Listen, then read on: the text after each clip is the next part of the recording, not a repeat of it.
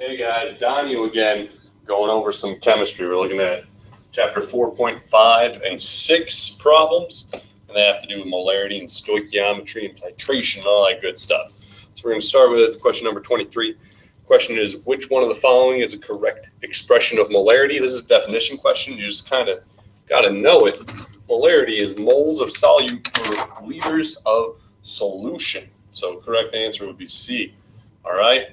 They try to trip you up here, putting solvent versus solution. Molarity is moles per liter, and the equivalent would be millimoles per milliliter. So C will give us the right answer.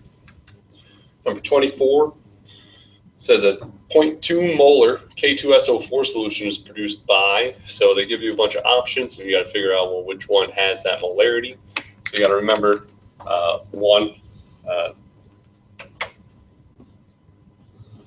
that molarity is moles per liter.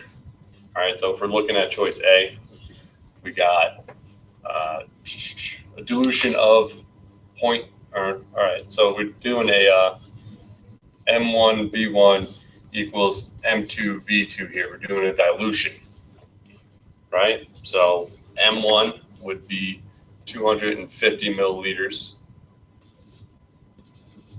of 1 molar being diluted to equal the new molarity times the volume of 1 liter. Well, then what would the new molarity be? New molarity would be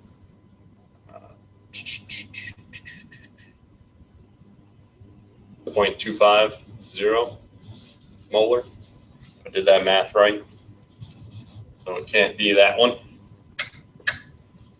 All right. Dissolving 43.6 grams of K2SO4 in water, diluting that to a total volume of 250 milliliters. Well, in order to do that, if we're looking at B, we're going to have to look at what the GFM of K2SO4 is.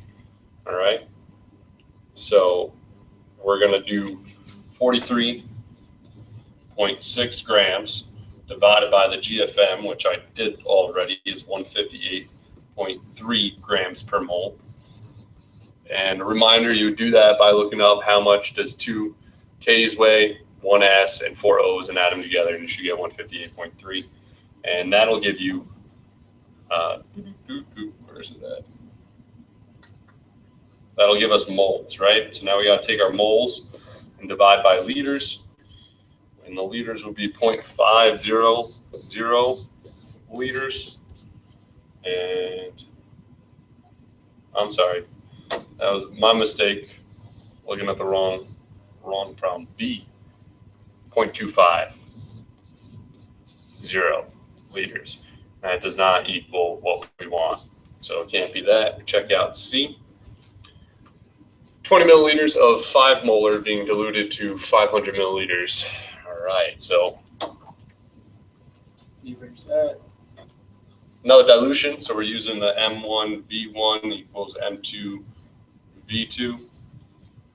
And we check it out. We got M1 of being 5 molar, 5.00 molar, times volume of 20 milliliters. That has to equal M2 times 500 milliliters. You might be asking, Mr. Donio, I thought molarity was moles per liter. Don't we need to change the milliliters down here to liters? No, because it's just a ratio that's set up. So if we're using just a ratio, we can keep them the same. As long as I have milliliters here and then milliliters on the other side, it's just a ratio. So I solve for M2, and M2, sure enough, gives us our 0.2 molar, right? So this would be our answer. I'm not going to go through the rest of the options because it's more of the same, but with different numbers. All right. Go forward. 25. What is the volume in milliliters of 0.135 molar sodium hydroxide required to neutralize 13.7 milliliters of 0.129 molar HCl? All right. So, no, you stay up there. A formula to remember. Would be you take the number of H plus in the formula and you times it by the molarity of the acid and the volume of the acid, that has to equal the number of OH minus in the formula for the base times the molarity of the base times the volume of the base, commonly remembered as MaVa equals MvV. So if we have 0.135 molar NaOH, well, that's my MvV, right? So I get 1 OH, so I get 1 times the molarity of the base is 0.135 molar, and we're trying to solve for volume of that base. We're neutralizing 13.7 milliliters, that's our volume of our acid, and that is our molarity of our acid. And we get 1 H from HCl. Again, you might ask, Mr. Donahue, do we have to convert that to liters? We don't, because again, it's a ratio. We got, meters or molar on one side is going to cancel out. The units are going to cancel out. We're just going to be solving 4 milliliters when we're done with it all. So now it's just algebra, right? It's just some algebra you solve for VB. And that equals 13.1 milliliters. Right, that's just some algebra. Not going to work that out. Hope you guys are good on that. Now we move on to, hopefully go forward, 26. All right.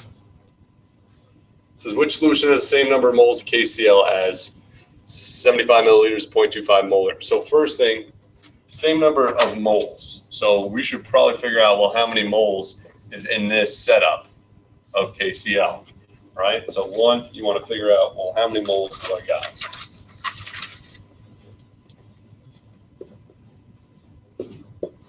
And then two, the next step would be moles for each option, right? So we're going to take a look. Well, I remember that moles, molarity is moles over liters. So to solve for moles, it's going to be molarity times liters. So we take our information here, molarity 0.250 times 0.0750 liters. I had to convert the milliliters to liters by dividing by 1,000. That's how we got 0.075. And I get 0.01875 moles. So now it's a matter of solving for moles for each one, A, B, C, D, and E. I'm just going to do for the right answer, which happens to be C. So, well, how many moles would that be? Again, it's going to be moles equals the molarity times the liters.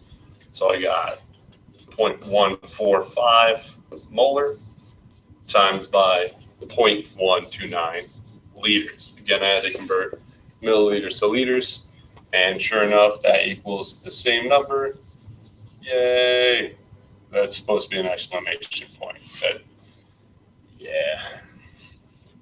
Anyway, 27. What would happen? Go, nope. All right, I guess this works. What are the respective concentrations of Mg plus 2 and the acetate ion after you dissolve 0.6 moles of that compound magnesium acetate in water and diluting to 135 milliliters? So first thing, if we want concentrations, we got to first figure out, well, what is the molarity going to be? Again, that's going to be moles per liter. So I got 0.600 moles divided by 0.135 liters. Again, I had to convert. And the molarity I get is beep, bop, boop, bop, 4.44 molar. So now that I have my molarity, first step was find the molarity of the compound. The next step would be find the molarity for each part, right? So now what I mean by that is if this is my compound, magnesium acetate, I'm saying for each mole of that compound, I get one magnesium ion, and I get two acetate ions. I get two C2H3O2 minuses. All right, well, if this is my molarity of the compound, 4.44, it should be the same as my magnesium, 4.44 molar. But it's saying I get twice as many acetate ions as I do magnesium ions, so I got to times that by 2 to get the acetate ions, which would be 8.88888, which would round to 8.89, and that gives us choice E. All right, 28. What are the respective concentrations of copper +2 and chloride ion afforded by dissolving 0.2 moles of copper 2 chloride in water and diluting to 345 milliliters? It's the same thing. First thing is we got to figure out the molarity of the compound. And then the second, we can worry about the molarity of the parts. So let's do that first step. We got to take 0.200 moles, divide by the liters, which is 0.345 liters, and we get 0.580 molar. So now we got to go, all right, well, if this is my compound, I get one copper +2 ion, and I get 2 chloride ions. So I know that this one's going to be the same molarity as the compound, 0.580 molar. And this one is going to have to be twice that, which would work out to be 1.16 molar. So when it says respective, it means in the same order as what they were talking about in the problem. So first one will have to be the 5.80, and then the second number would have to be 1.16, and that would be choice B, as in Bravo. All right, 29. How many grams of sodium chloride are there in 550 milliliters of 1.9 molar aqueous solution of sodium chloride? All right, so the first thing we're going to have to do, if we're trying to get grams and they give us molarity, first step is going to have to be, we're going to have to go from molarity to moles. Right? Now the second step, once we have moles, then we can go from moles to grams. So those are the two steps that we're going to have to take. So let's do the first one. I'm going to change up the colors. Why? Because I can. 1. I got moles are going to equal the molarity times liters. So that equals 1.90 molar times 0.550 liters. Again, I converted the milliliters to liters, and I get 1.045 moles. And what is that moles of? Well, that's moles of sodium chloride, NaCl, right? So now what do I do? How do we go from moles to grams? Well, I got to use the GFM. So I get grams equals moles times by the GFM, which equals 1.045 times by the sum of sodium, which has a mass of 23.0, and chloride ion, which has a mass of 35.5. All right, and I add those together, I get an answer, and it is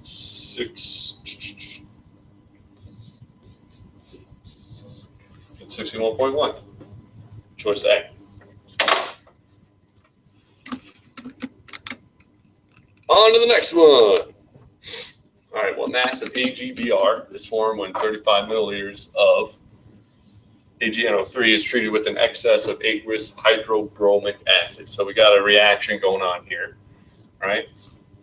Treated, they're talking about a reaction. So the first step I would probably do is write the equation for the reaction. All right. Oh, there's an alarm.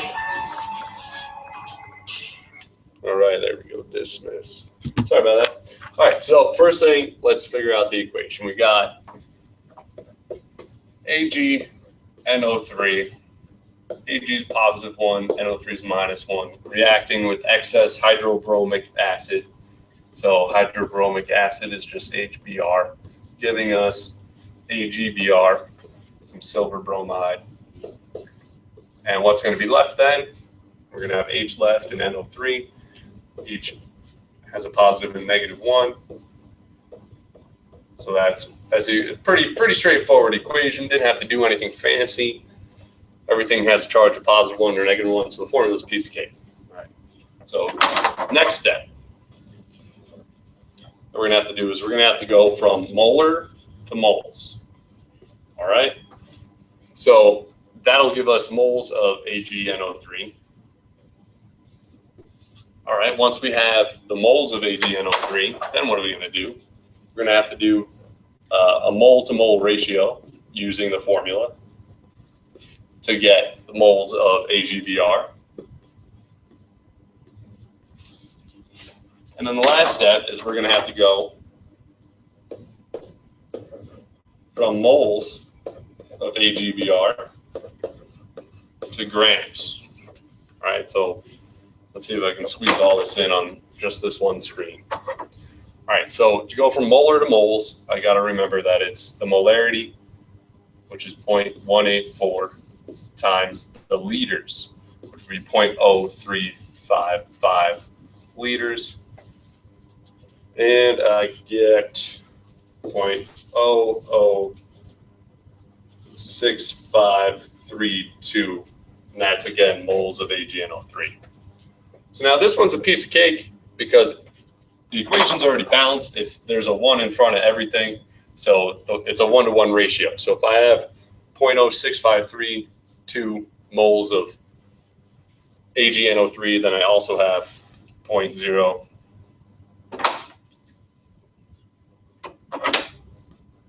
still color 0.006532 moles of silver bromide as well. So now how do I go from moles to grams? Well, you just simply times by the G of M, which would be, all right, you look up silver's mass, which is 107.9, plus bromide's mass, 79.9. Add those together and times that by the number of moles of AgBr, and you get the answer, which is 1.23 grams. Choice B. One more, and then we're done. All right, number 30. All right, it says what volume in milliliters of that molar perchloric acid can be neutralized with 115 milliliters of 0.244 molar sodium hydroxide. The very first thing that we're going to want to do is what are those things? What is perchloric acid and what is sodium hydroxide? So why don't we do that right now? Sodium hydroxide, I know it's pretty common. You might even know it off the top of your head already. It's NaOH, right? But what about this perchloric acid? I don't know if you guys remember the trick. If it ends the ate to ick or the ite to us, so we got to figure out, well, what was perchlorate? Perchlorate, I look up, and it was ClO4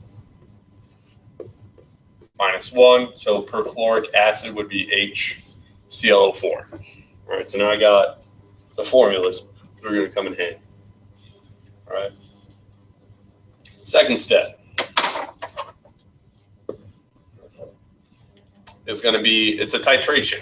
So it's again going to be the number H plus that you get from the acid times Va has to equal the number of OH minus times the molarity base, volume at base. So I look up, all right, here's my molarity of the acid. So that's my Ma. I get 1 H from it. So it's 1 times 7.48 times 10 to the minus 2. And the volume is what I'm trying to solve for.